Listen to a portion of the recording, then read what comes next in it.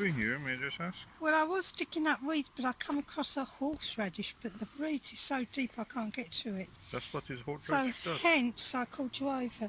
A horseradish comes from the same family as ginger. Yeah. You can use it like that. You can, yeah, you cook with it. It's very popular in England, and it's usually eaten with meats like beef. Horseradish and beef is very popular in the Let me see if UK. I can dig it up. Mm. I may bring our heavy fork. This one is too light. Yeah. Just to dig that up. I also dig two little ones. We will take them to the home and eat horseradishes.